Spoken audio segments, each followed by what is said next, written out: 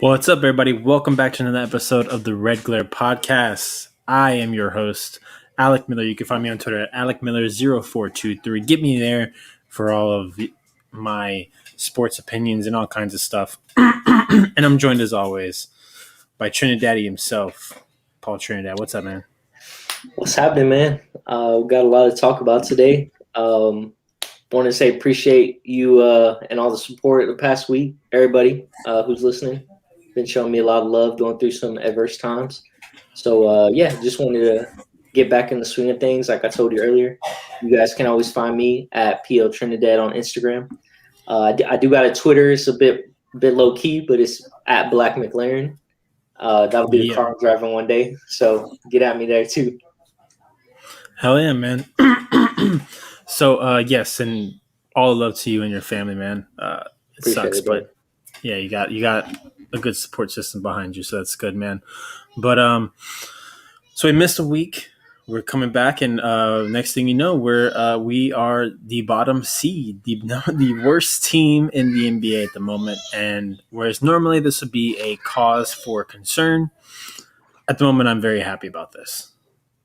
I'm extremely psyched about this and hope it stays this way. Somebody tell Kelly Olynyk stop balling out the way he's doing. Save it for next year. Yeah, absolutely. I mean, I kind of, when the Rockets played the Magic, I think it was yesterday actually. Olynyk was kind of balling out, and I was having my doubts about where they were headed. He came out the game saying he loves playing in Steven Silas's system, and I mean, don't get me wrong, it's great to see a positive player, but his comments didn't make it sound like they were committed to losing.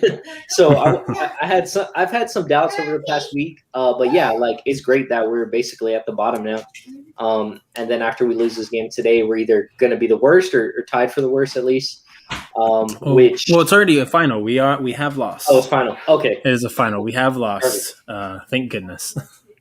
Yeah. So I mean, you're looking at at least like a Suggs or a Cade Cunningham type of pick, and I think you got to feel pretty good about that if you can get one of the top two.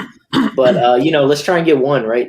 Preferably one. The Timberwolves have had all that luck in their favor, so any chance we can get to get more probability over them and be the worst team overall, I think you got to try and do that right now if you're the Rockets. Yeah, man, and if this is why I really dislike the draft lottery, though. Like, I understand why it's there, what it was made for, kind of like deter teams from wanting to tank. But I mean, it didn't work because we literally had trust the process a few years ago. Like the Philadelphia 76ers were doing everything in their power to put the worst team on the court until they got their two stars. They got Embiid and Simmons. So obviously it worked. Probably my pick to maybe make the Western Conference Final. I mean, the Eastern Conference Finals. I don't know if I have them winning, but I think I do have them there. Probably with Brooklyn, it all comes down to their health in Brooklyn, which we'll get to that soon. But it's not a guarantee. Even if we're the worst team in the NBA or we're tied for the worst team in the NBA, it all comes down to this draft lottery. We have the highest we'll have the highest chance, or one of the highest chances of getting it, but. I'm actually going to look it up to see like the highest record to have a number one pick through the draft lottery. Okay. I want to see if that's a thing, but because that really scares me. Like people who play NBA 2K, like it happens every now and then where you're supposed to get a very low pick. All of a sudden you're supposed to be like one of the top 3 picks, and all of a sudden you're picking at number 11.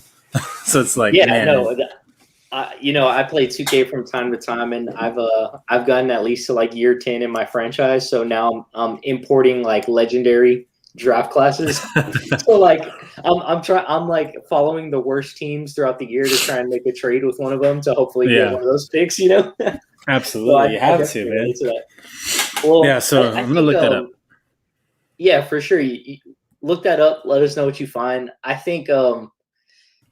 Sometimes I get the feeling that it could be, scripted, the NBA draft lottery, like, the Timberwolves kind of winning over and over, even like you mentioned, the Sixers. I think it would at least be some consolation prize if the same year the Rockets lose James Harden they would get back somebody like Cade Cunningham Mhm. with the draft lottery. So if there is some basketball god out there, hopefully they do that. And if there's not, well, hopefully there's some great people behind the scenes who put this event together and will sway things the Rockets' way when it comes to those balls being picked on Okay. draft night. Okay. So I have it's on Wikipedia, so I'm hoping it's pretty accurate. Okay. So it was established. The draft lottery, I believe, was it says established here in 1993. So Mm. 1993 Okay. was the And the first Rockets one. were winning. Yeah. So we weren't even worried about it. So the first team to get the draft lot to use the draft lottery. Oh, sorry, not sorry. That's the draft lottery started in 1985, but Oh, the okay. high the worst, basically the largest upset in lottery Mhm. history was in 1993, where the 41 and 41 Orlando Magic Oh my were gosh. the 11th worst team, and they got the number one pick.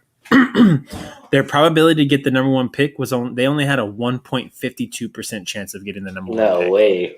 No and way. they got Chris Webber with it.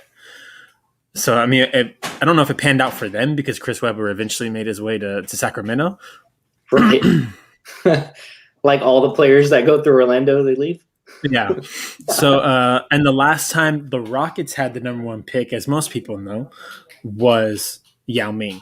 Right. Which I would say is a Rockets legend. I don't know if if he would really be a NBA legend. I'm pretty sure he'll eventually be in the. I don't know if they have do they have a ring of honor, like, or ring of fame or something? I don't know. Yeah, I think they do. I'm not sure. Yao might already be in it if they do, Okay. but Yao was one of like the best Rockets of the decade for the 2000s because they did like they honored the best teams of the decades a couple Yeah. years back.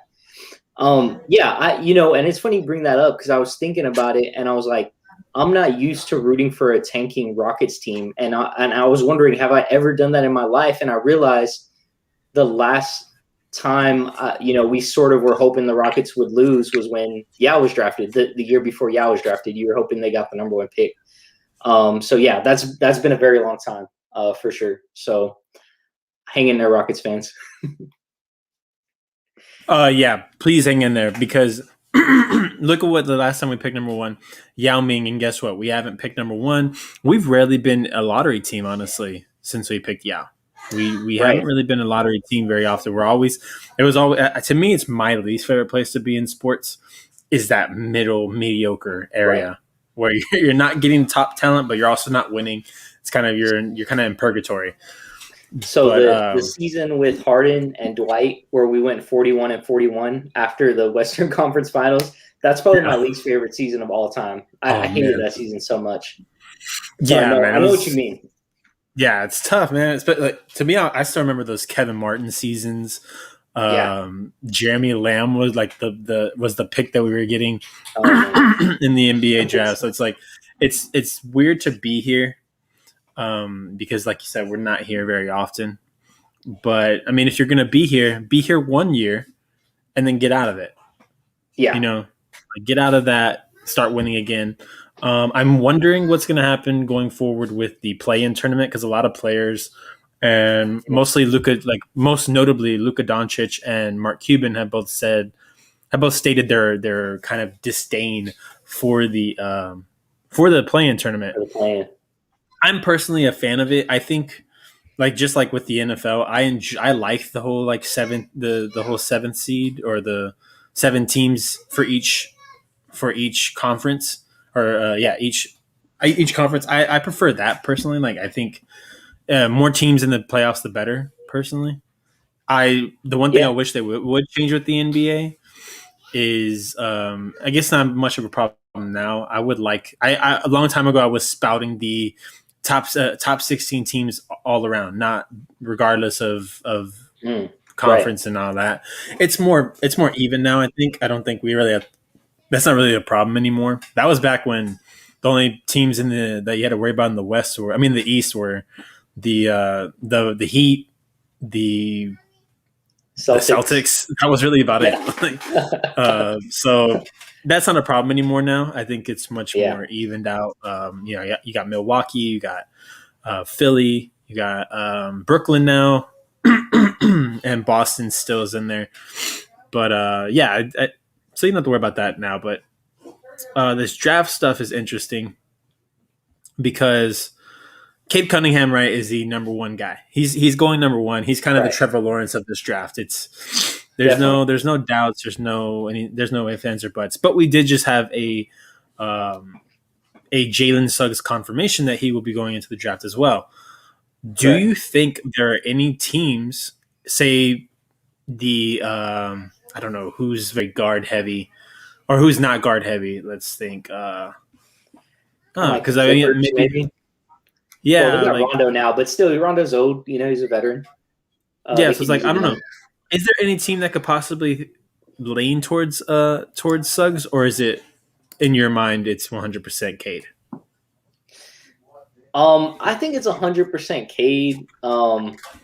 Unless there's like a specific fit, like say the Clippers see something in Suggs and their system fits perfect with him, or one of these other teams that's kind of weak, maybe like in New Orleans, right? Like Mm-hmm. Lonzo's not exactly proven, so they might want like somebody specific to that system.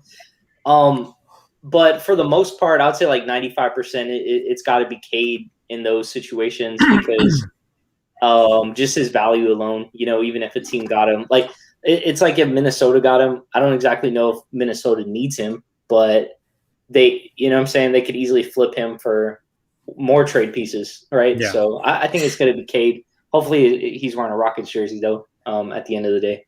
Yeah, absolutely. So, I mean, you already know that closer towards the end, we're going to look at a mock draft. I like to look at these mock drafts every week, Yeah. especially now. I haven't seen one yet where the Rockets are picking number one. But, I mean, I Good feel like point. it's Cade. I feel like it's Cade across the board, but Suggs is such a good pickup for a team.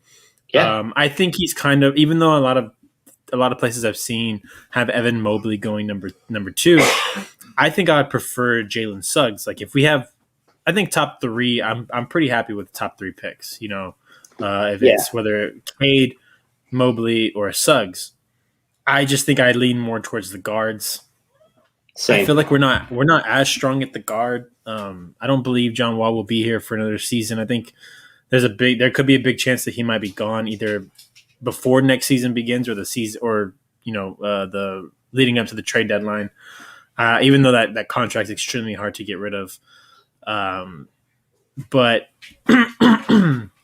we really need help at the guard. Whereas, like For sure. with Jay Sean Tate, I feel like we're good at in that shooting guard, small Yeah, and that forward too. area, that 2 and 3 area. I think we're kind of good. Not great, obviously, but there's also free agency. We should have money Yeah. left over for free agency. I don't know, but is there? But say we lose out on number one, we don't get Cade. Who do you want? Who would you rather have, Suggs or Mobley? There at wearing a Rockets jersey. Um, I think I want to pick Suggs. Mainly because like of his finishing ability, and he just seems to be that guy in that moment who kind of wants the ball, and that's just a quality for me that would put him as number two. I'm not doubting Mobley. Like, I know he's playing against some great talent, but I do think there is some art to taking that college route and going on a deep run and experiencing wins and experiencing that culture of like a traditional school. I think it kind of builds you up in a different way. But I'm kind of with you. Like top three pick, I'm okay. If you get the fourth pick, I think at that point you need to like maybe trade down. That's Um, exact. Yeah, that's you exactly know, what I was thinking too. I was thinking if you miss out on one of these three guys, don't feel bad about trading down. Obviously, if we right, pick if we're slotted at after 4, then we lose the pick. right, So yeah, there's no point in thinking about anything other than that. But we still have yeah, 2 other picks in the draft.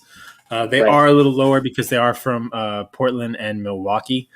So they are a little later in the draft, but there's some really nice talent in this draft. I like a lot of these yeah, guys. I think it's me watching the March Madness tournament all the way through, like I did. I have a much more hmm I have a much more like understanding of these players. Where like before, when the Rockets Yeah. aren't picking early or don't even have a first round pick, like we've had like was the case for so many years. I didn't really pay attention too closely to games. I would just watch the big games and keep track of my bracket and stuff. But this time I was actually paying attention to certain players, like a Franz Wagner. I like Wagner. Uh, Yeah. a couple other guys. So I'm actually got a draft pulled up here right at this moment. You can actually Okay. sim the lottery. I want to see that, but that's like, ooh, the sim. So when the lottery got simulated, it didn't go good for us. You were able to simulate the lottery, and we didn't get the number one pick. We actually fell to number 5, so our pick went back to the Oklahoma City Thunder. But we won't worry about that.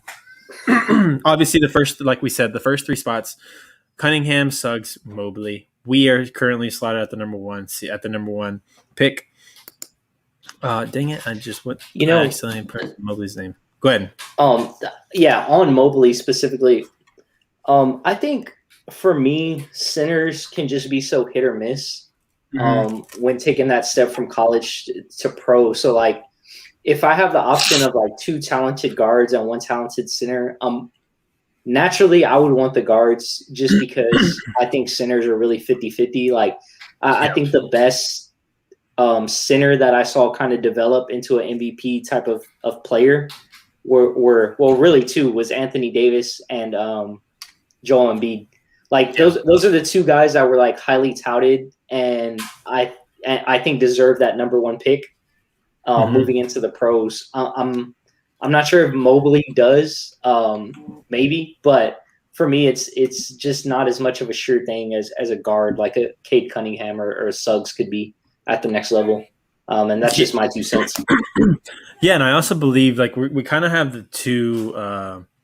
We kind of have like 2 ways you can go if you draft a center early. They can succeed and maybe even carry a team, but they also need an extra piece. It's kind of hard to be a center and carry a team to a championship because the ball's not going to be in your hands. The ball, you're not making the decisions. You can Right. be a great pass. You can be a great passer as a center, but the ball is not going to be in your Yeah, hands consistently. Whereas like with the guard, it's a lot easier to succeed. I'm looking at it like you look at Carl Anthony that's a good point. Towns. Yeah, look at Carl Anthony Towns, right? Carl Anthony Towns, all the talent in the world. I think that he's still a great player. But and even with a bunch of talent around him.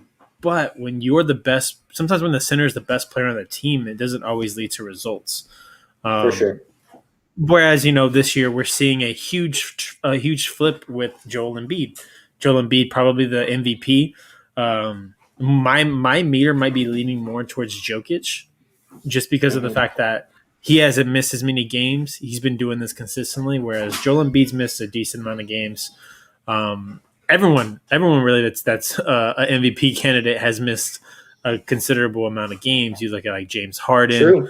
Um, some have been. That's why like some people are saying a Jokic. I think Jokic is worthy of the MVP. Yeah. The problem is the Nuggets aren't as high seeded as the other Right. teams, and I think that's what voters take into account when they make these choices. Yeah, there's not a lot of sexy like headlines for MVP this year, There's not. and like somebody like Jokic probably does deserve it. And on your comment about the Sinners needing a guard, that's a really good perspective on it.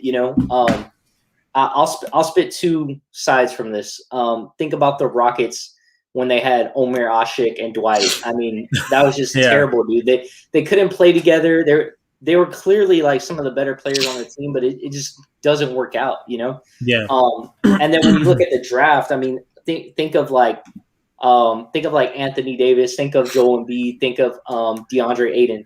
Like DeAndre Ayton and the Suns are on fire because he has Chris Paul now. He also has Devin Booker. Jokic has Jamal Murray. Embiid now he has a whole team around him. Like he has shooters, he has guards. Now it's really clicking for Embiid.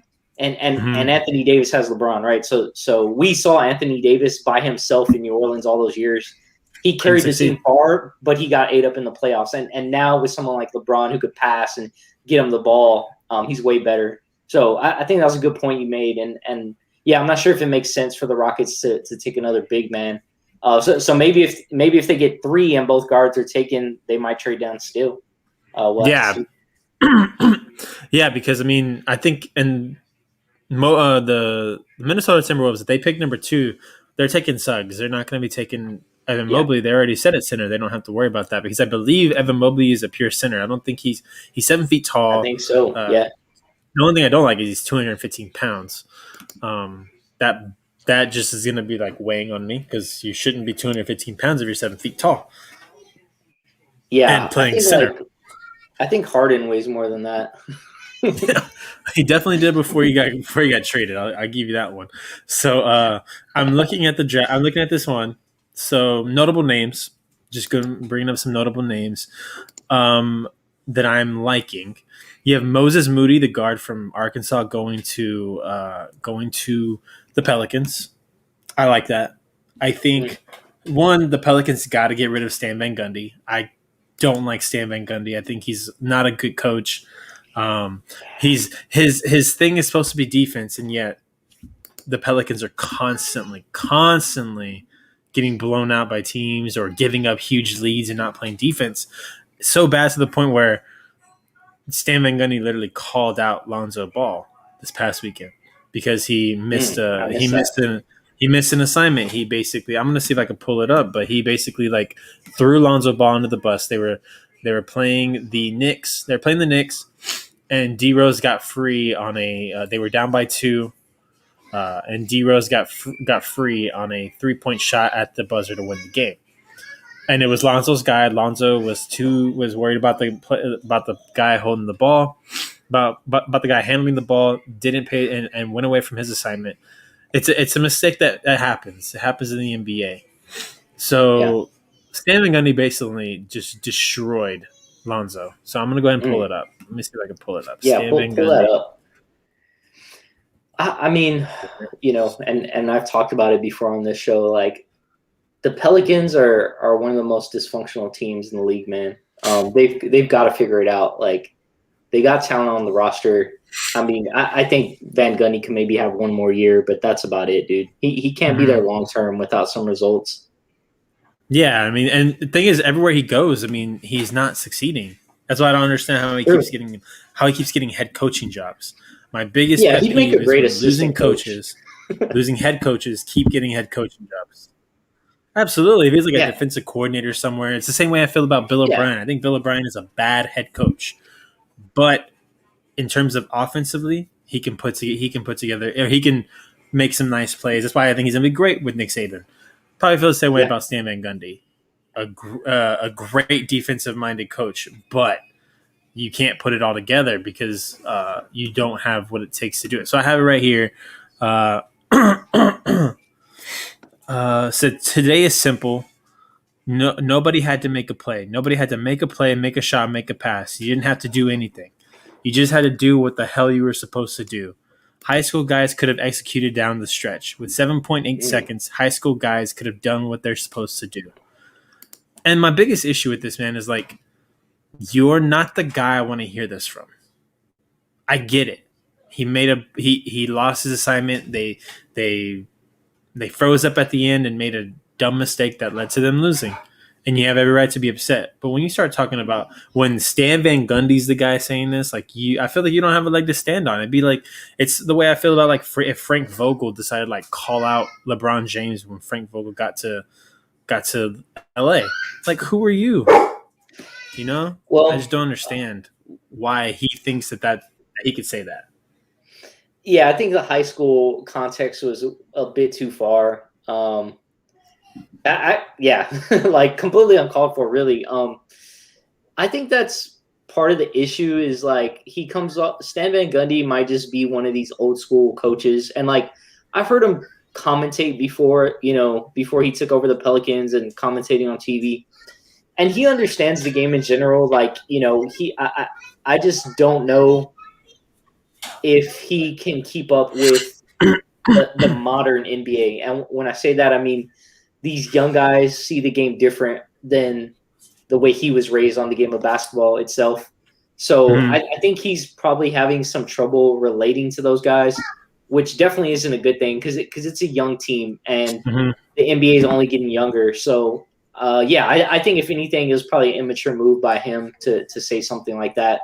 I look, man, I'm not Lonzo's hugest fan either, but like I don't think the guy has been developed at all, really. Like he wasn't developed in LA. He's definitely not getting developed now. If they do trade him, man, I hope he goes to a team with some good coaching because I'd like to see his potential at the end of the day. See, and I was a guy who didn't like Lonzo Ball very much when he was coming out. I thought he was overhyped. I think his dad was setting him up for failure. Yeah, Um, but that year that LeBron went down, or no, sorry, yeah, the year that LeBron went down and Lonzo was right. also That groin down. injury. Yeah, Yeah. they were both out, and that team was horrible on defense. I think Lonzo. That's why I didn't understand the whole like lashing out that he got from Stan. Was like Lonzo's known as a good defender, and to me, when you have good players on a team and you aren't winning, that to me that goes to the coach. Like you're not doing, he's not doing his job Yeah. to get these guys on his side. He's not taking the steps that he has to take to make sure these guys follow them. Hmm. And I think that's a problem in New Orleans. I think they don't have very good leadership at the top. And so guys like BI, guys like Zion, man, their their prime is kind of getting wasted. Yeah. And I don't want that to be I don't want it to be the like ultimate like thing that happens. I hope that's not where their story is leading. I want them to succeed. I like dude, I same with Zion, same with Lonzo. I didn't like Zion coming out. I thought that his body wasn't going to hold up. I thought he was just a dunker, just a flashy guy, athletic, and the dude's taken the steps to become a good basketball player. Yeah. And you have two all stars on a team that might not even make it to the play-in tournament. Like Mm. that's not good. That to me that is a that's a that's just that to me that just shows me that the coach isn't doing his job, and maybe it's time for a change because these guys aren't responding. Also, they need to get some veterans on that team. Yeah, I mean, I agree 100%. Like, I see a year over year with the Texas football. We get 5-star recruits every year. Mm. We're top five in recruiting, and we're finishing the season like 9-4, 9-5, and it's like, Yeah, it's just a big mystery. But what it comes down to is the coaching, and one thing that's like a word that is kind of cliche at this point, but like is the culture itself, and you have to question at some point like the front office of New Orleans because now they have like David Griffin, who used to be on the Cavs, and he's only mm-hmm. had a couple of years to work. I get it, but what's going on between that coach and David Griffin and the owner? New Orleans failing to really make their talent prosper. They've had some great players if you think about it. Like going throughout the years, they Yeah, really have had some great players, and they're just unable to put it together, unable to be better than like a 6 seed. I think was the highest I can remember them. Something's got to change there, man. And yeah, I know Stan Van Gundy just got hired, but if he's not the right guy, if he can't get them winning, then yeah, you have to look elsewhere. There's plenty of other coaches in the league who could, deserve a chance and could make something of it. Especially working with Zion Williamson. I mean, come on, dude.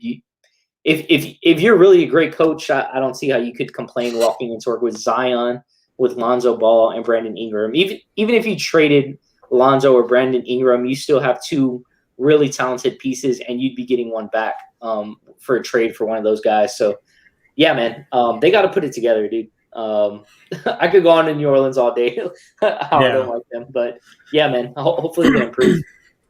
Do you remember the trade that got blocked by was it what was his name? Bud Seel? No, not Oh, Bud Seel. By David Stern. Do you remember the trade that Davidson. was blocked? Um, I mean, I remember it was Chris Paul. I don't remember the full trade. So I just looked it up. The full trade was the Lakers were going to receive Chris Paul. The Hornets were going to receive Lamar Odom, Kevin Martin, Luis Scola, and Goran Dragic, and the Wow. Rockets were going to receive Pau Gasol. Wow. Imagine if this trade would have went through. I'm just thinking about because the front office. This is around the time I believe that the NBA Did ended you up say taking Kevin over. Martin? Yeah, Kevin Martin. Okay, so Kmart. this was right before James Harden got moved. Yeah. So Okay. basically, we wouldn't have gotten James Harden if this trade would have went through, because Kevin Martin was included in that trade to Yeah. OKC. So I Wow. mean, we would never got Kevin Martin, but we might have had Pau Gasol. We also would have lost Luis Scola. But I'm just thinking, like, I think that's the problem. That just shows like where part of the problem is, man. Like the NBA just doesn't, because I believe they're still controlling the. The Is Pelicans, right? it? It's Are still. they? Yeah, it's I still. think so. I think I heard that recently. That they were controlling someone. Yeah, I believe they control the Pelicans. They still have like they kind of own them. They're an NBA owned team. So it's like I don't. Maybe they need to find someone to buy this team. Yeah, maybe that's Um, the issue. the NBA, because I mean the NBA can't control a team. Like that's like one that's totally what is it? I don't know why I can't think of my sayings, my phrases. Um, it's Yeah, like I can't think of it. I don't know why. I mean, they shouldn't have been able to not let Chris Paul go somewhere like that. That just Mm-hmm. doesn't make sense. I would have loved to see Chris Paul and Kobe play together. Like, That'd have been amazing. I would have been jealous as a Rockets fan, but I would have liked it. I would like to watch it. Yeah, man. A lot of funky stuff going out in New Orleans. I'm not sure why they can't find a buyer. There has to be someone out there who wants an NBA team. It could be something political, maybe too, that we don't see. Is like, maybe if the NBA owns a team, like they have some say with the rest of the owners in a different way. Not too sure, man. Something fishy's going on. I hope Zion gets out of there, man. Like I'm gonna just call it right now for what it is. Like I hope Zion rides out his rookie contract and signs somewhere else. I don't want to watch him in the Pelicans uniform his whole career. No, I don't. Especially if this is the kind of product they're going to be putting out. So Yeah, next up on this list, we have Franz Wagner going to Indiana Pacers. I like this pick. I definitely like that pick. Wagner is a really good shooter, and I don't know. I like a three that can shoot the ball as well as Wagner can. yeah, And then him with like Karis LeVert, Sabonis. That'd be cool to see. I actually like that decision yeah, if that's what if that's what they make. Um, you have Davion Mitchell going to the Golden State Warriors, the point guard from Baylor. This would be interesting because of the rumors that Curry might be trying to make his way to the Lakers. At least yeah. LeBron's trying to get him to the Lakers. And then also, I doubt the Golden State Warriors will ever pass up on a guard. After how Wiseman has turned out and how LaMelo was turning out. And now there's reports that LaMelo might be back in the next like week and a few days. Yeah, I saw that. I saw that tweet. Yeah, I'm interested in Davion Mitchell's development on the next level. I felt like with Baylor, he did play a lot of team ball. So I think in the NBA, we're going to get more chances to see like isolation plays from him. Taking some, stepping into a 3-pointer.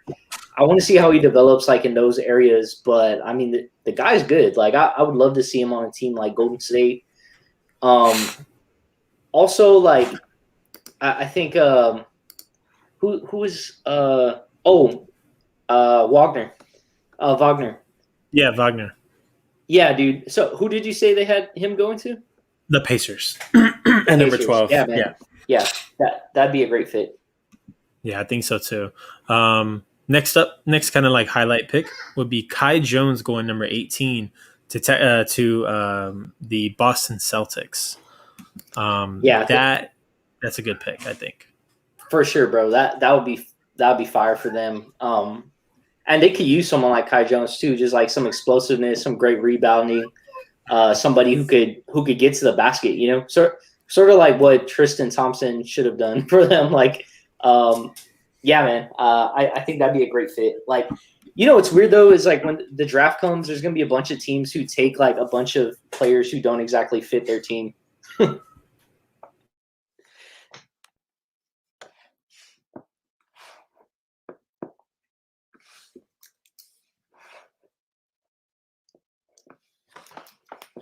think we froze up.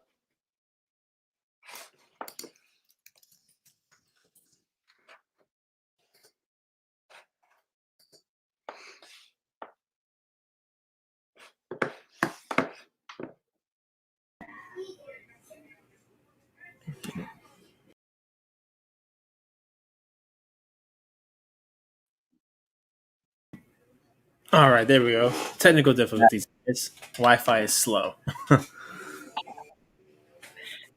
but yeah, go ahead and continue with what you're saying about Kai Jones. Yeah, man. I mean, Kai Jones for the Celtics would be perfect. A lot of these guys, like, it depends on their fit and getting the right team. There's obviously going to be some teams who draft them and they're not the right fit and it's not going to work out. But when you, for Boston at least, I feel like they do an excellent job of drafting. So that's a pick that I see as realistic for them. And I think Boston's a team I always want to see get over the hump, but they just never can. I don't know who that's on, but Kai Jones would be a Yeah, so Brad Stevens. To be honest. Which it's crazy because like a long time ago, people were talking about Brad Stevens is probably one of the best coaches in the NBA, and then he took that team that had Kyrie, but Kyrie was injured, and it was Jaylen Brown, Marcus Smart. It was Jaylen Brown, Marcus Smart, Terry Rozier, and Tatum. Took them to the Eastern Conference Finals. Almost took out, I think it was 7 games against the Cavs.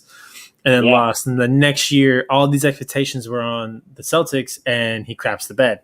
I think Brad Stevens is a underdog guy, and unfortunately, if he's anything more than an underdog, he's not going to succeed. He thrives on being doubted. Yeah, I could see that.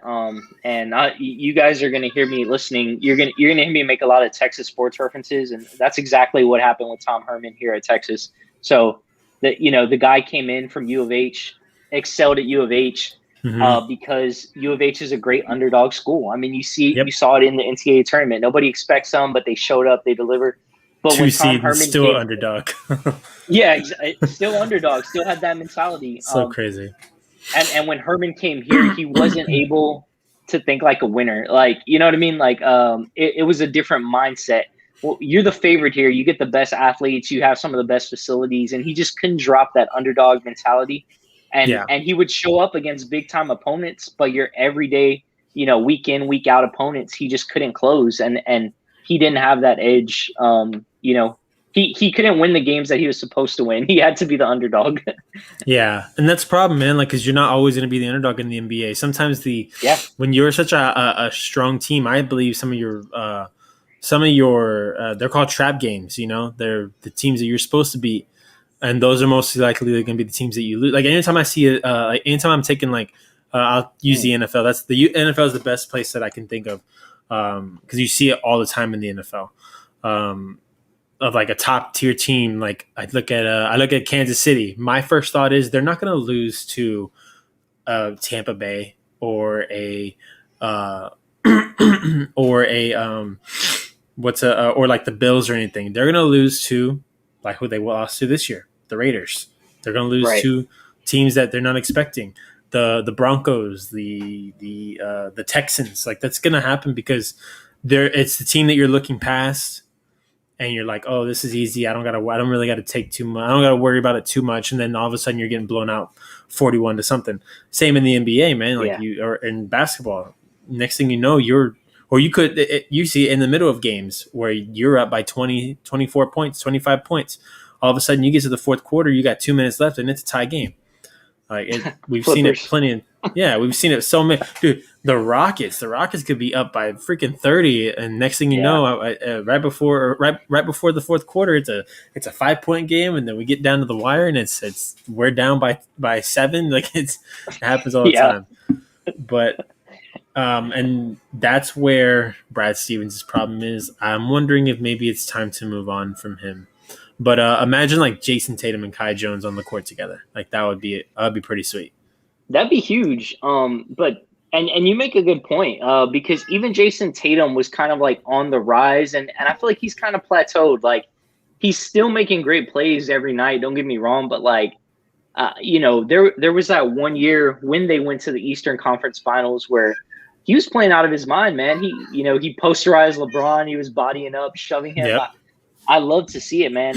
And since then, it's kind of he's been an above average player, borderline all-star, but he hasn't taken that leap into like one of the top, 5 to 6 people in the league.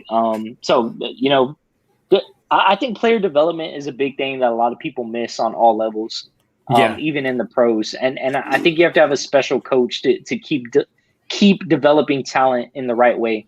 Or you could do it the LA Lakers method, where they basically get like Jason Kidd, Hollins. They have like all these experienced coaches, and they just sit them on a bench together, yeah. and one of them's in charge. Yeah. So if you want like a little update on what Jason Tatum did tonight, he did get a triple double, but to me it's an unofficial triple double. Okay. It's 14 points, 13 rebounds, 10 assists. I believe if you have if your triple double has less than 20, it's not really a triple double. Yeah, see, like, I mean, I want Tatum to be putting up close to 30 with that stat line, you know? Yeah, man. You don't even have to get a That's, triple double. Just get like a double double with 30 points. Like, yeah. I think there's also like the dynamic with him and Jaylen Brown sometimes is awkward, I think, because they're both kind of like aggressive scorers, but neither one of them is exactly the man. mhm. You know what I'm saying, when it comes down to crunch time. So I think sometimes like it's a little bit awkward down the stretch, and I would like to see Brad Stevens just say, "Hey, man, like this is you know, this is Jalen's team or Jason's team." You know, Yeah. he just has to empower these guys a different type of way, man. They need to grow to be game changers and not just like this same cohesive unit. You know, they're not the Spurs, and they're not going to be the Spurs. So someone has to step up, and you got to empower your best players, you know, to win you games. Yeah, and I wish that this would have came up later because it's a perfect segue, but I'm not going to be able to use it because I'll forget it.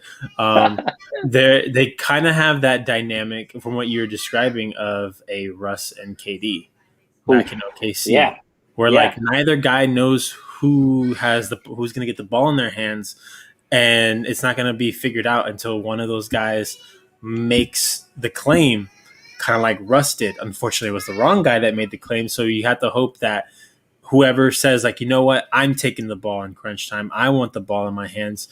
I don't know who's going to be I still have this debate in my head. Who's going to be the better player? Is it going to be Jaylen Brown? Is it going to be Jason Tatum? I think so far Jason Tatum is in the lead, yeah, but I mean, we don't know, man. Like it could be a possible when one of these guys leaves, who's going to flourish type deal. But right. yeah, that's kind of the problem there. And the ball is not enough balls on the court. Luckily, if Kai Jones goes there, that won't be an issue. I don't believe. Yeah, and maybe that's what you need is you need like a talented big man to kind of balance you guys out a little bit. Mm-hmm. The last More of time a they were three, successful, Al Horford was there. That was the last time right? they were Yeah, successful. Dude, Horford played great for them. Like a Mm-hmm. lot of people give Horford shit because he didn't play good in Philly, but the year before when he was on Boston, he was tearing shit up for like 3 to 4 seasons Yeah, with them. He honestly took them next level. I think he did too. Playing with them. So Yeah, I think I don't know. We're gonna have to see. I hope Kai Jones, because I do like the Celtics. I'm not a Celtics hater. I like the Celtics. So and I'm a yeah, Tatum and a Jaylen Brown fan. So like I said, I think those guys with these young guys like him, like those guys, Donovan Mitchell. Like I'm starting to love these guys a little bit more than I love like the older players, because I want to see yeah, that next same. generation of NBA talent making their way. So next kind of pick that we got. Um, Jared Butler going to the Hawks at number 21. That's kind of crazy. It's so crazy to see the Hawks picking so late. Who would have thought? True. But I like seeing the Hawks successful. One, because Clint Capella's there. Two, I like Trae Young a lot. So good to see Jared Butler go there at number 21. Number 22 would be the Rockets' second pick. They have us taking Day'Ron Sharp, the center from North Carolina. I am much more Okay. comfortable picking a center here. I don't know much about Day'Ron Sharp, but I'm much more Yeah. comfortable picking a center later on in the draft than I would be taking Evan Mobley when we already have Christian Wood, who is balling out. We should have Kelly Olynyk back next year, so Yeah. so I don't think we're too like worried about center or power forward, but it'd be good to get some nice depth there. I don't know much about him though. Um, Same. Next Rockets pick is at number 24. That's the pick we got from Milwaukee, and they got us taking the power forward from Texas, who is Greg Brown. Now, Wow. I don't know much about this guy. Please tell me. Yeah, I mean, he's just a great 3-and-D type of guy. Last I heard here is like he's been on the fence about going or staying. Personally, I think he is going to go to the NBA. I mean, when you're touted as one of the as a first round pick, it's hard to like come back for another season. Like there's Yeah. not a whole lot of benefits. So, yeah, I mean, Greg Brown be an explosive player for the Rockets. Like he'd bring a lot of young energy. I think for him, it's definitely about like who else will be on the team. Like Christian Wood, he'll complement well. John Wall, I don't know if he's going to play well with John Wall. So yeah, if you get maybe like a Cade Cunningham, like a young point guard, and now you get a young 3-and-D guy, and you have Christian Wood and Porter Jr. as your two. I mean that now you're talking about a nice young core that can develop over years. So I like that pick, assuming we're taking one of the top two guards earlier in the draft. Yeah, me too. I'm right there with you. Other picks that I'm looking at down the line. So you have Trey Mann from Florida going to the Clippers. You have Terrence Shannon Jr. Going to the 76ers from Texas Tech. And then Okay. I'm going to the second round. We don't have any second round picks, which I'm okay with. If you have 3 picks in the first round, you don't really need a second round pick. At least that's my philosophy in 2K. But I'm looking down here. So remember last time we were doing this, Max Asmus from Oral Roberts was in the first round. Yeah. He's now at number 45 in the second round, going to the Toronto Raptors. Okay. I like that. I don't dislike it. They do need a guard. Kyle Lowry's going to be leaving soon. So I like that pick for him for sure. And then they have they have them picking one more time. The Toronto Raptors at number 47, and they got them taking Quentin Grimes, U of H's own. And I'm going to be watching him. If he goes to the Toronto Raptors, I'll probably become a Toronto Raptors fan. It's very possible. So we'll see how that goes. Yeah, the same way we're talking about teams that like don't develop talent. The Raptors are a team that can develop talent. Mm-hmm. So yeah, like that would be a perfect. Yeah, Siakam, OG. So many of these great young guys. I mean, even Fred VanVleet, like he came out undrafted from them, right? And he just signed close to a supermax. So I'm an unofficial Raptors fan for sure too. Like I like what they got going over there, and Nick Nurse is a great coach. Yeah, he is. And then they have kind of the last pick that I really know is Luka Garza from Iowa going to the Brooklyn Nets at number 51. So he's a center. That's a good pick for the Brooklyn Nets. Picking if you're gonna be picking in the second round and that's your only pick. I mean, you gotta use it wisely, and that's a good pick. I think getting some they need bodies in the middle. Definitely, they are hurting. Letting go of Jared Allen the way they did. DeAndre Jordan's not the guy. We didn't even get to talk about it because we didn't have a show last week. But LaMarcus Aldridge retiring, which I hope all the best for his health. Hearing that he suffers from irregular heartbeats, and then him saying he's had them for so many years, and that this last one was the scariest one yet. Like that's terrifying. So I'm hoping that he, fortunately, wasn't able to get his ring. But UT guy, right? Yeah, Texas alum. They plastered him all over the stadium here, thanking him. Super respected guy. I mean, he used to kill the Rockets in the playoffs when he was with Portland. I hated him when he was at Portland. He could not miss, bro. Like I don't know what the hell it was. He just would make every fucking shot. He's a master of that mid-range jumper, man. That's what he was always. To me, he was always going to be known for that mid-range jumper. Just pick it. He literally just as soon as he gets the ball, just pop it, and it was always money. Yeah, I remember when he went to the Spurs. Like a lot of people thought he was a game changer because, like, man, like the Spurs just rejuvenating after Duncan, leaves and Aldridge comes in. But unfortunately, it didn't work out. But yeah, man. I mean, back to your original point, Brooklyn desperately needs some big men. They can't count on any of the ones they have.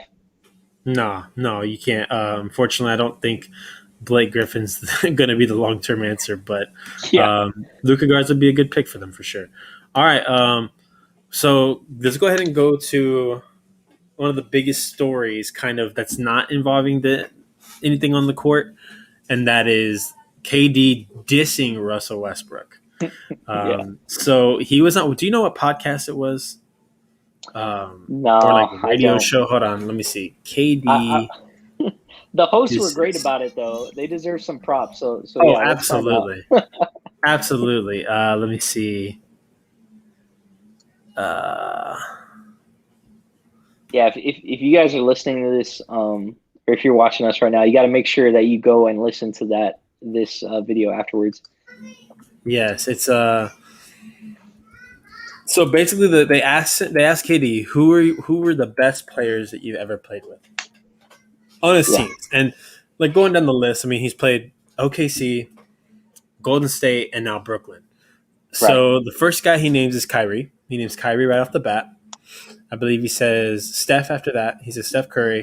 He says James Harden. James. Yeah. He played Harden. with him both in OKC and in Brooklyn now. Mm-hmm. Then he says Clay, Uh-huh. and then he thinks for a little bit. He's Yeah. kind of like, At least a good 5 seconds. yeah, he waits a good 5 seconds, and then he says Serge Ibaka. And immediately the hosts were like, "You're The gonna leave hosts didn't somebody want to off?" call him out at first, but they're like, One of them was hey, like, maybe it's not my business. Yeah, he was like, "I don't think I should." And then he was like, and then the other guy says like, "What about Russ?" Like, no Russ. And KD kind of goes, "Oh yeah, Russ. I'm tripping. I forgot about him." Yeah. And then he said, and then trying to me. All right. So then he says, "Oh, put him above Clay, and put Clay at 5." Yeah, take Serge Ibaka's ass out, to quote him. Yeah, like, and to me, that sounded like overcorrection. Like, oh shit, like they're gonna the media's gonna have a field day with me taking or forgetting about Russ. I'm gonna try and make it better by putting him at 4 instead of 5. Because I'm gonna tell you right now, I think Klay Thompson's a better basketball player than Russell Westbrook. Me personally, like I just think I like his game think more that's than I fair. like Russell Westbrook. So, like, I have no problem with him putting Russ at 5. And I told you earlier, I don't think I would have had a problem. I would have honestly thought that he forgot about his time in OKC if he would have said Draymond at 5. But the fact that he thought about it was like OKC. Right. Like, his mind must have went, who did I like playing with in OKC? Oh, I love Serge. Like, because I know they're really good friends. He's like, oh, I love Serge. I'll say Serge. And then when they called him out on it with Russ, he was like, oh, fuck. Like they called me out on it. So I want to get into a mini rant on it, but a couple people did say like they thought that he was like high at the time, and I guess I could have seen it maybe, Yeah. and I've been there and I've lapsed. I've lapsed and forgot something. But I think it was pretty obvious with that long pause, and then to come back with Serge Ibaka. So, like you said, you're acknowledging the OKC, part of your career. Mm-hmm. You're just choosing to skip Russ, and it led me thinking a lot like why. And I have 2 examples that I want to bring up. The first one is Jay-Z and Kanye. So, there's a song by Kanye. I think it's called Big Brother, some along those lines. And the whole time he's rapping about Jay-Z, and he's just saying how like he always wanted to be like closer to Jay, and he wanted to do what Jay was doing, but Jay-Z was always like one step ahead. And the reality is that Jay-Z just never loved Kanye the same way that Kanye loved Jay-Z, and I'm getting some of that vibe. So the second example I have is like University of Texas and Texas A&M. Texas A&M, a long time ago, I was a small kid.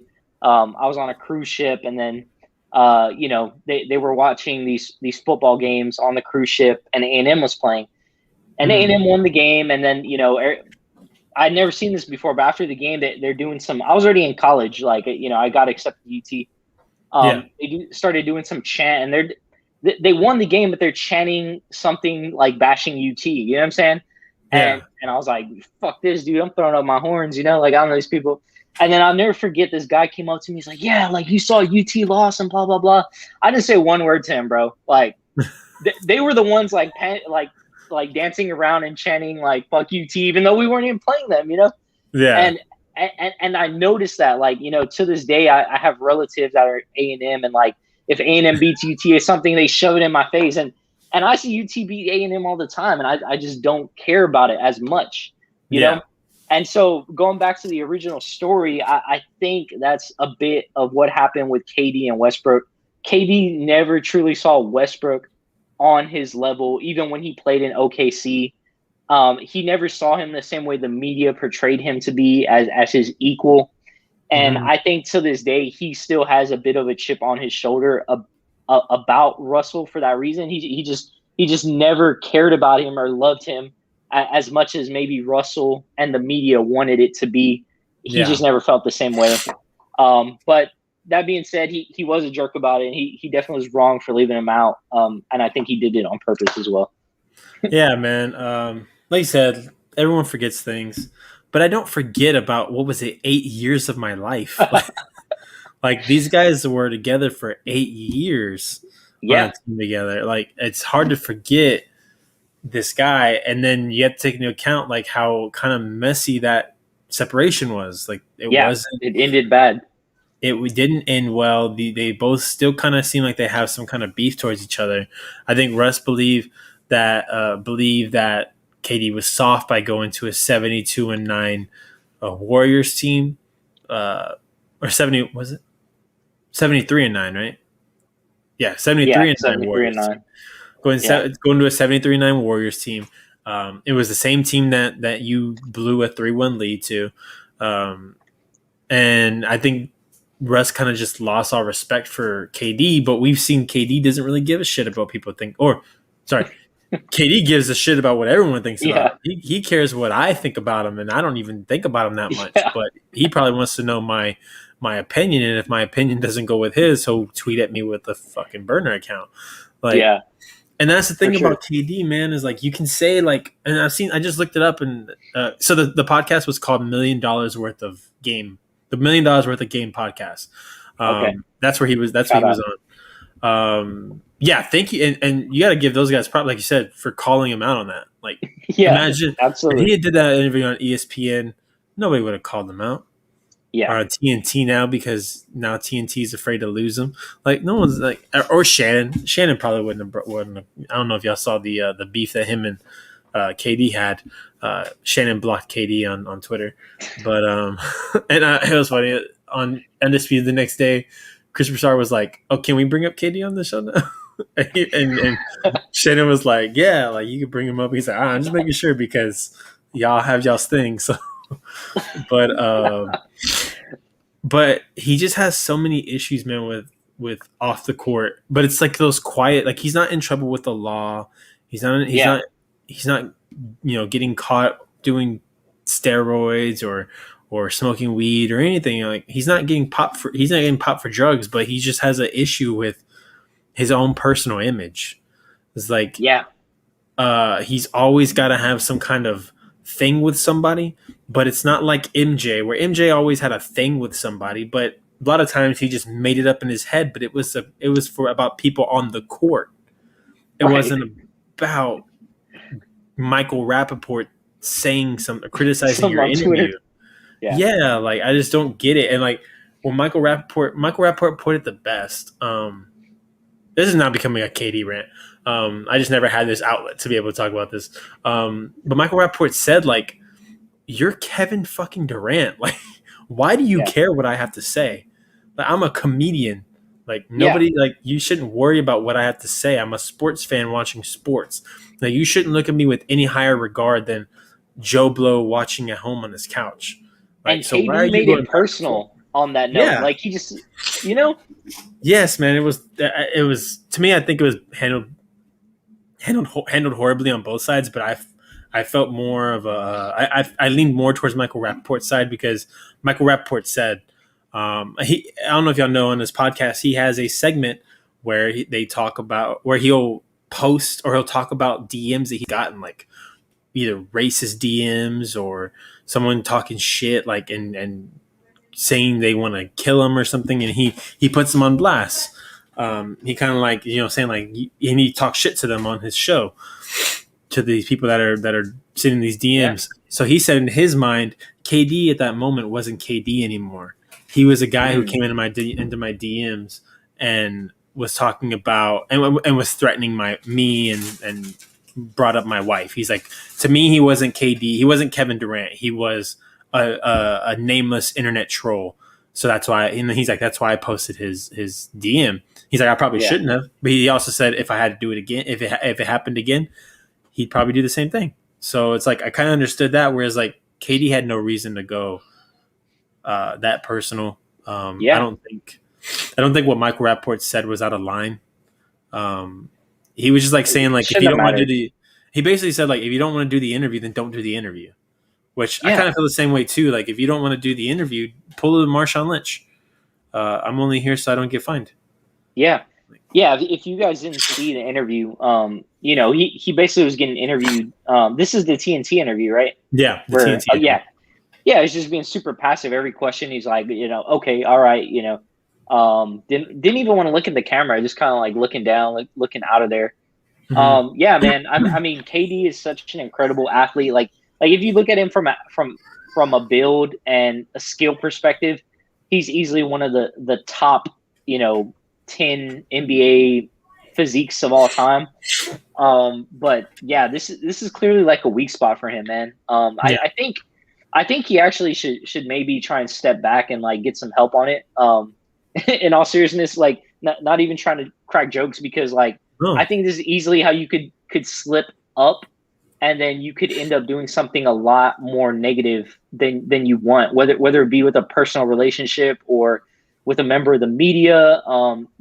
Sometimes like this type of thinking and like that much negativity towards random people, you could physically hurt someone or you could scar them too, so I really hope KD tries to get some help about that kind of stuff, man. I wish him the best.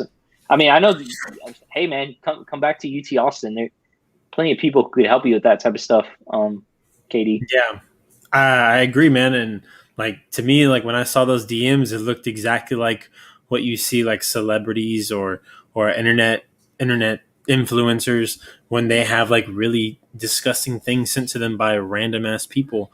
Like those DMs look exactly like what KD had sent, and that's not really what you want to see from someone who's supposed to be a role model, someone who kids who are growing up watching basketball, loving basketball, they look up to this, and that's not necessarily what you want to be doing.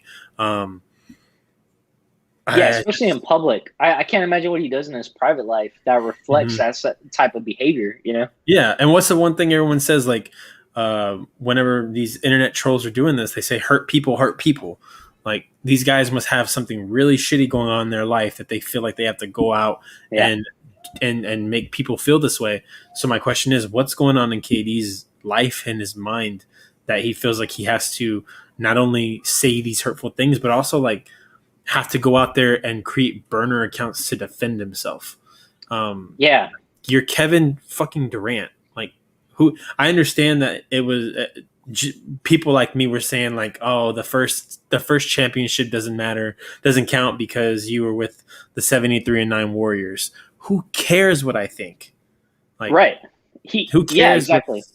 Who cares what some kid in his basement thinks? Like, you're gonna go down as probably one of the greatest shooters of all time. Like, he's going to be one of the greatest. He's up there with Larry Bird in terms of shooting. In terms of shooting, he's up there with Curry because I mean his shot was unblockable. He can hit it from virtually anywhere. Barely have to raise up because he's 7 feet tall. Like, you're going to go down. You're going to be a first ballot Hall of Famer across the board. Like, there's no reason to care about what these random people think. And it just sucks that that's what we think of KD, and that's why when KD does, to bring it all back around, that's why when KD does things like forget Russell Westbrook, our first thought isn't, oh, it slipped his mind. Our first thought's always going to be, was that on purpose? Right. Are you dissing Russell Westbrook? because y'all left on such bad terms. It's just a bad look, man. And it sucks that we have to say this about a guy like KD, who, as we said, Yeah. is one of the greatest of all time. Yeah. You nailed it, bro. Yeah. So we don't really have much else to talk about in terms of basketball. So let's go ahead and talk a little bit about some football, because we do have the NFL draft coming next weekend. Yeah. I am off next Monday. So Okay. if there's any way that you could, if you want, like say something comes up in the middle in the evening, we could always do earlier. But Sure. if we don't do a show, I want to ask first, what were your thoughts on Trevor Lawrence's comments in Sports Illustrated? They were a bit confusing. So like before we get into Yeah. it, let's go ahead and just kind of preface this. Okay. Trevor Lawrence did an interview. So Trevor Lawrence has been kind of the projected number one pick since he Right. was in high school. Like ever since he was in high school, he was like, they were like, this kid's gonna be number one. So he does this interview. They're talking to his family members. He first said that he doesn't play with a chip on his shoulder. He said he doesn't play with a chip on his shoulder, that he just goes out there and he just wants to be the best that he can be. Said he doesn't play with a chip on his shoulder. Obviously, your first thought is some of the greatest players have chips on their shoulders, even if they're manifested out of nowhere, kind of like my MJ carried his getting cut from his high school basketball team for so long. The biggest chip on shoulder is probably sixth round pick Tom Brady. I believe he said that he remembers every single quarterback that was taken before him in that draft. So there's that. But he said he doesn't play with a chip on his shoulder. Then they asked he also said he puts family above everything. Family is number one. Yeah. His coach says that that he could walk away from the game tomorrow and be okay. And then his dad also said that he's not motivated by Super Bowls. He just wants to be the best player that he could possibly be. So obviously, as the national media does, they blow it up. This becomes a huge story. And there have even been some people, I would say probably Skip Bayless and Shannon Sharp, that said they would have an issue taking him at number one now. What do you think about these comments? I'm kind of torn. Yeah. I just want to say I still think he is going to go number one in my opinion, and I still think if I was a GM, I'd probably take him. But what I kind of gather from it is like he's always just been this like natural kid, comes from a good family, not a lot of pressure on him. So I think he's just excelled a lot coming out of it. He won all these games in high school. When he went to Clemson, like he didn't lose until his second year. Like, and after leaving Clemson, he only lost 2 games total. So I think a lot of these wins have came natural to Trevor. And so he doesn't feel that pressure of like, oh, well, I don't need to worry if I'm winning the Super Bowl because when I was at Clemson, I was in the championship game every year type of mentality. You could call it entitlement. You could call it being naive. But the thing, once he gets to the NFL, he has to develop that chip on his shoulder if he doesn't have it already, because there's going to be a lot of losing to whatever team he goes to. And there's also going to be a lot of hits that he's going to take more than Clemson. I heard, Deshaun Watson, also a Clemson quarterback, there was some of his teammates said that in college, Dabo didn't let anybody touch Deshaun Watson. They couldn't hit him in practice. They couldn't do none of that shit. He's like hands off of Deshaun Watson. He's the golden boy. Nobody fuck with him. So I think there's some of that's being carried with Trevor. And those are the majority of my comments. Also in the past, like I know Sports Illustrated has been put on blast for like some of their reporting and taking things out of context. So, I just want to note that as well. I'm not, these seem like direct quotes, but Sometimes the way things are portrayed by Sports Illustrated has been called into question. So I think that's noteworthy at the least. Yeah. So I'm kind of torn because I don't necessarily believe you have to play with like a huge chip on you. I don't think Patrick Mahomes plays with a huge chip on his shoulder. I don't Good point. think I don't think Peyton played with a huge chip on his shoulder. You know, number one pick. Probably the only probably Patrick Mahomes' chip is that, you know, no one was talking about him. And Mitchell Trubisky was like the first quarterback taken in that draft. So I get that one, but I don't believe you have to have to play with a chip on your shoulder to be successful. But you do have to have some kind of like what I got to know what the motivation is, Right. and your motivation can't just be to be the best player that you can be. In my Yeah. mind, Yeah. like you have to Agreed. have something more. I agree with Shannon Sharp when he said you have to have goals, and your goal, like I said, your goal can't be to be the best player that you can be. Your goal needs to be, I want to win a championship by my third, fourth year. I want to take this team of ragtag guys over here in Jacksonville. Because one, nobody's talking about Jacksonville's skill players enough. Start talking about Jacksonville's skill players like they're legit, because you got DJ Chark, you got you have that dude. Damn, I'm forgetting his name. They have another receiver there. Robinson is a stud running back who's probably going to be, you know, probably one of the top running backs next year. So they got good talent there in Jacksonville, and Urban Meyer is a good coach. So hopefully Urban Meyer, who is, from what I've heard, extremely like ultra competitive, can put that chip or get that mindset into Trevor.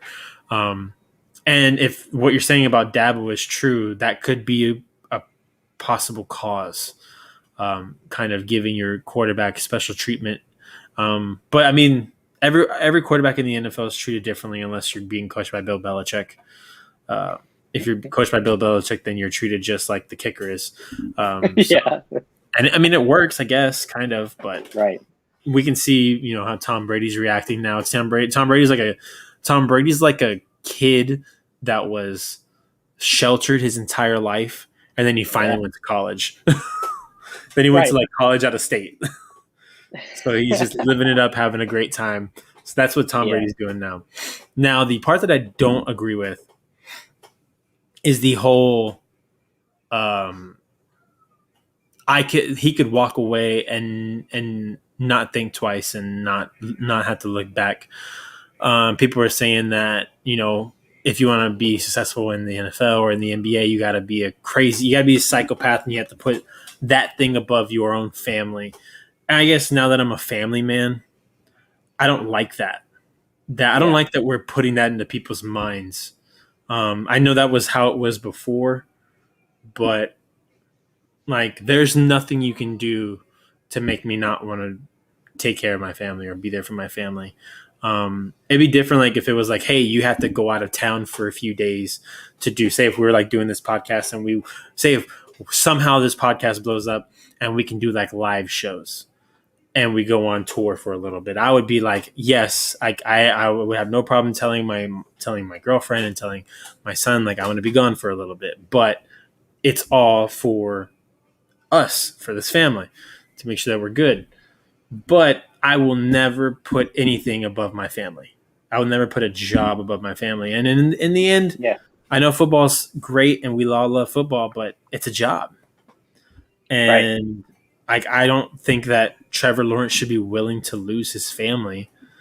His high school sweetheart, by the way, who they just got married, like, he shouldn't have to feel like he has to lose them in order to be successful. And I don't want that to be the thing. It's kind of how I felt about whenever Dak Prescott came forward and said, and talked about how he was depressed after his brother committed suicide, and the quarantine started, and he had mentioned he was depressed last year.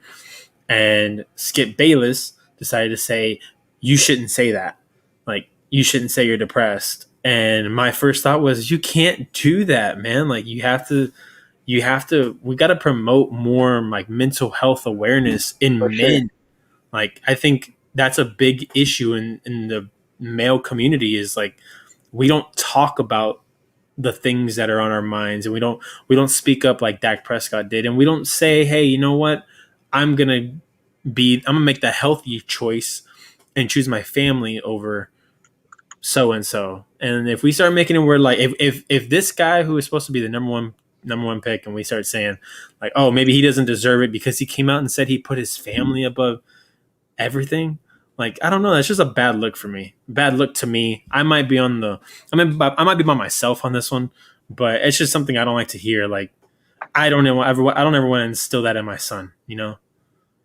Yeah, I'm with you. Like, I'm definitely at the point in my life where I realize the importance of family.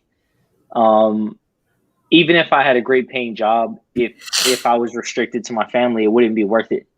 Yeah. That's just the bottom line, right? So, it kind of reminds me of like I heard an interview about, or Kobe did an interview, before he passed away, and basically he was saying how when he got home, he would be exhausted, but he had to push himself to play with his kids, even more than he had just pushed himself at his practice, because he couldn't be a deadbeat dad, even though he was literally feeling deadbeat his body, right? Like, Mm-hmm. he had to put enthusiasm and energy back into playing with his kids. And then he also would say, like, his wife Vanessa, like, since he was spending so much time away from her, she would tell him like, well, you better win the fucking championship. Like, if you're wasting all this time, like, you better be taking it serious. Yep. So I think like there's yeah, the media is going to say one thing. There's some potential for Trevor to be like really great, and I think he can find that balance. I hope he does, more than anything. Um, will it be in Jacksonville? We have to see. But I'm with you, man. Like, build your life around your family. Like, I'm happy for him. He got married. I saw a lot of people saying nasty shit about that. Like, wife's a gold digger, blah blah blah. People are just so quick to make these assumptions. They're high Um, school sweethearts.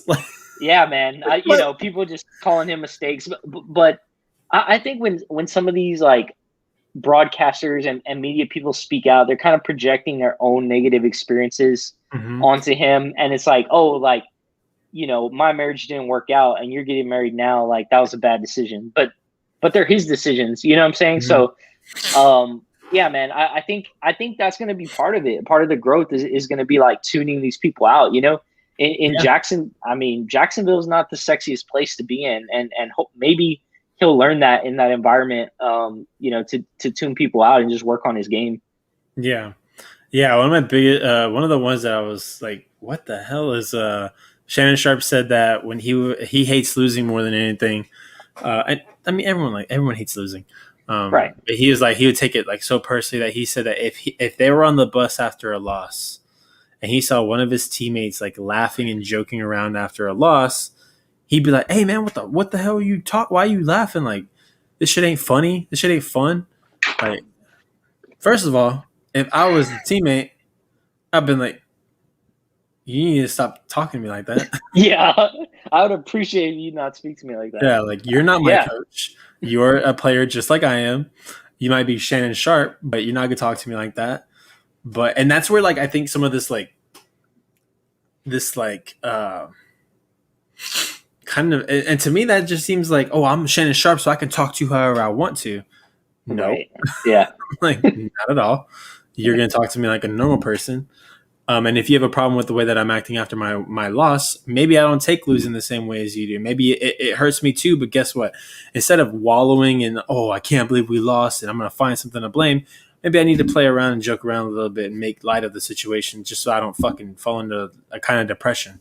Like yeah, I just don't get like when you want to put your own misery on somebody else. yeah, Like, and that's what that kind of was. And that sounds exactly like you were saying, like they have negative experiences and they want to put it on other people.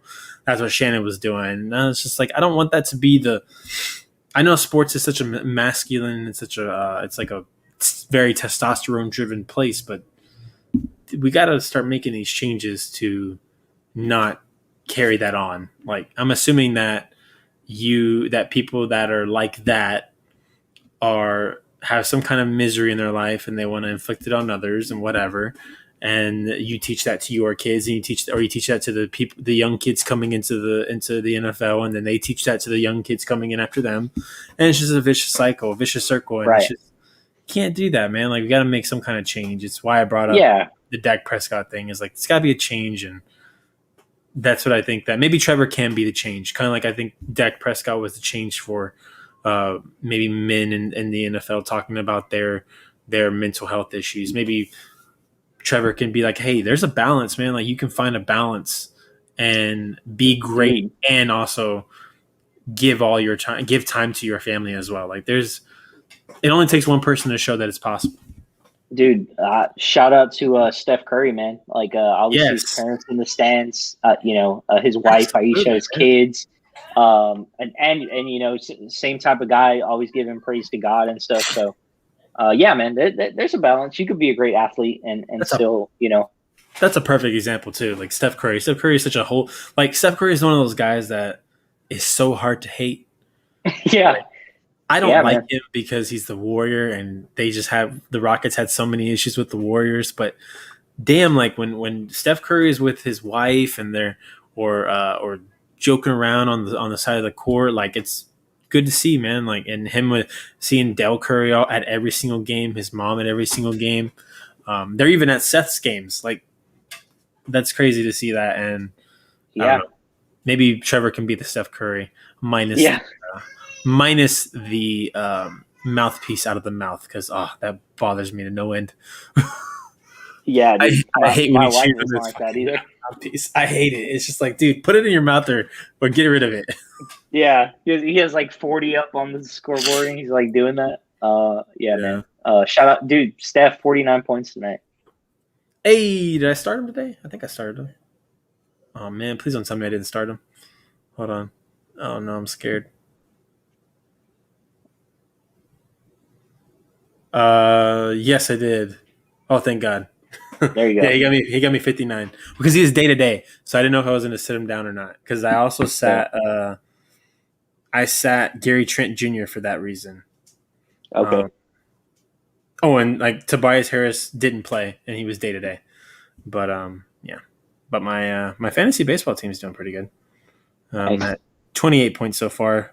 Joe Flaherty, the pitcher for the St. Louis Cardinals, got me 13 points, 6 innings pitched, only 2 earned runs, and 5 strikeouts, and he got the win. So pretty nice start. Right now it's 28-8, so it's a good start for the first night. But I think it's already time to head out on this mother. So anything you want to plug, man? Nothing specific, man. Just want to send out some good vibes to people if you're going through hard times. Just want to let you know there's people behind you. There's people who have gone through it too, and all things pass in time, man. Time is healing. So yeah, man. If you need to pick me up, hopefully you guys can check out our podcast some more. And yeah, man, that's all I really want to say. Follow me on Instagram at PL Trinidad, and can't wait to talk to you guys next time. Hell yeah, guys. You can follow me at Alec Miller 0423 on Twitter. You can find me there. I think you can find me there on Instagram as well. Same name. I want to echo your statements, man. If anything is going on in your life, reach out to the people in your life. If you don't feel like you could reach out to anybody, please don't hesitate to reach out to either me or reach out to Paul. I mean, always here to talk. If you're a friend, if you know us personally and you feel like you haven't talked to us, one thing I learned whenever our friend Joel passed was if you haven't talked to someone, don't wait till tomorrow. If you think about them, if you think about a person, talk to them immediately. And that's what I try to do. If I think about somebody, hey, like let me hit them up real quick and just let them know I'm thinking about them. So do that. You won't go wrong. And we'll see you guys next week for this podcast. But most likely next week will be a very big draft prediction type thing with the NFL draft. I love the NFL. That's my favorite event besides March Madness. Is the NFL draft. I love the NFL draft so damn much. I watch all 3 days. Even if I can't sit down and watch it, I got it in my earphones. So I'll be like that next week. So for sure, we'll be talking about that next week. And so much more. So please tune in next week for the Red Glare podcast. Everyone that joined, please thank you for joining us live, and thank you for the rewatches. Put down in in the comments. I'm trying to do a call to action. If you were the number one pick, if you had the number one pick in the NBA draft, are you taking Cade Cunningham? Are you taking the Jalen Suggs? Or are you trading out and getting more picks in a kind of a loaded draft? So put that in the comments. Put your answer down in the comments below. And we'll be back next week. For Paul, I'm Alec. See you guys next week. Peace out.